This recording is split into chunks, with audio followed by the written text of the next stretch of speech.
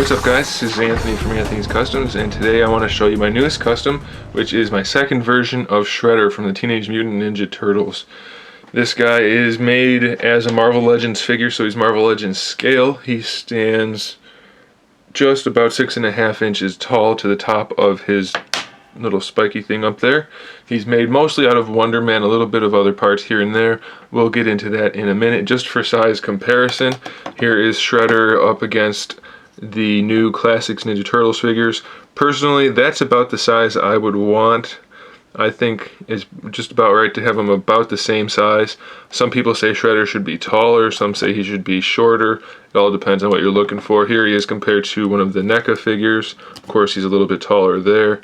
And actually, the customer that bought this is going to be displaying him with some of the movie figures. So he wanted the Turtles to be not significantly, but a little bit smaller than this one here compared to Shredder.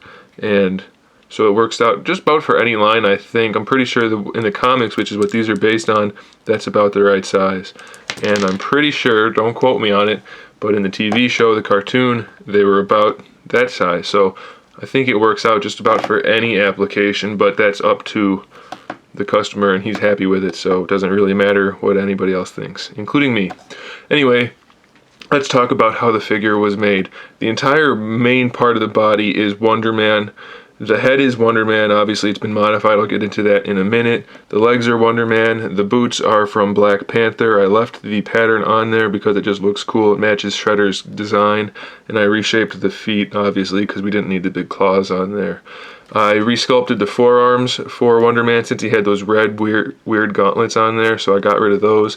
Put a cape on him. The cape is a Batman cape that has been modified. Obviously there's no spikes at the bottom or peaks or points at the bottom. I trimmed it out around the neck. I hollowed it out underneath so that it could fit the way I wanted it to fit, and I obviously attached that and repainted it. Now, like I said, the head is Wonder Man, but I shaved off the entire top of the head. I trimmed it down, cut down the back of the hair and everything like that to make the head smaller. And I hollowed out this helmet from one of the TMNT CGI movie Shredders, cut out the face mask, trimmed the, whatever this part is, I don't know, I cut a layer of that off. And I made that fit on Wonder Man, so that's how I made the helmet. Now the face mask I made out of Neatitite's green stuff. It works better than epoxy sculpt for removable pieces. And it's just slightly flexible so you can fit it on and off. So the mask is made out of that, the face mask.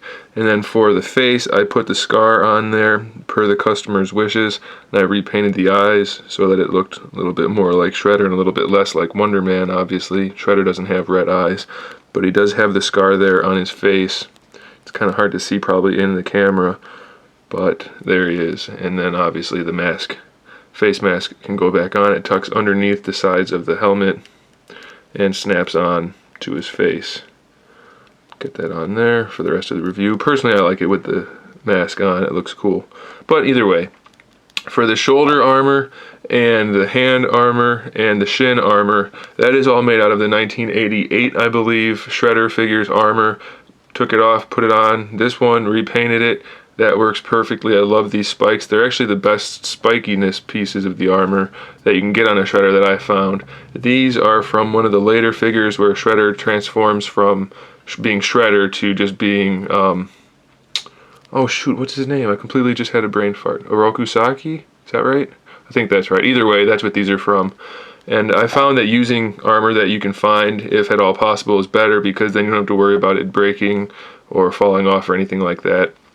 So I just resculpted the forearms to have wraps underneath and then metal straps to hold the armor on. Sculpted some straps onto his hands for that armor to fit on there. And I trimmed up the hand pieces there so it was just what I wanted. And for the shins, they're just held on with some glue and some sculpt so that they don't come off. They're nice and sturdy. And for the shoulders, since obviously shoulder articulation is always an issue when you add armor, I kind of did an upgraded version of what I did for the last Shredder that I made. This time, the shoulder armor is floating. It's connected to a piece of neoprene sheeting. You can kind of see it in there, so that the armor floats above the shoulder on both sides. So the arms still have full range of motion. Anything you want to do, it's really tight in there, but you can pose the shoulder however you want, and this just floats to wherever it needs to be. So it gives you the shoulder armor that you want, but it doesn't impede the articulation at all, not even a little bit. So that's, in my opinion, that's a real good thing I thought of. I'm glad I did. I wish I could have done it to the first one, but I didn't think of it. The belt here is just a Mr. Sinister cape strap. This, I believe, is the back of the 2-pack Electra's skirt thingy.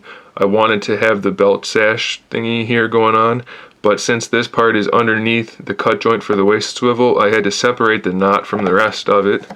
And so the knot actually rotates with the bottom half. And so that way it's always there where it needs to be. And I think that looks cool. I know this isn't actually accurate, but the customer and I decided that it looked cool to have that extra bit of belt hanging down there, so we put it on. And that was that. The gray is dry brush on top of black. The black is all solid black. The silver is dry brushed on top of black. It's actually not silver, it's actually flat aluminum, so it's metallic and shiny, but it looks kind of like actual steel rather than like glossy paint. So I always like to use that for armor and that sort of thing. My phone's going off. We'll just turn that off. Okay. Nextly, I don't even think that's a word. Let's just forget I said that. And I made him another one of these spear things that I made for the other one. Same way I did it last time. I took the sword, spear, whatever it's called, thingy from the TMNT shredder, the same one I got the helmet from. And I cut out the handle part, hollowed it out, and put a steel rod inside so that it's actually metal. And I repainted it and took off the little tassel thingy, so now he has his weapon, which I think is pretty cool. So there is my new Marvel Legends Shredder V2. I'm very pleased with it. The customer is very pleased with it. And let me know what you guys think. Hopefully you all are pleased with it as well. If you haven't, go check out the video where I'm raffling off one of my custom figures. You have a chance to win. And check out some other videos and stay tuned for some more stuff coming in the near future. So thanks for watching, guys, and in the meantime, keep collecting.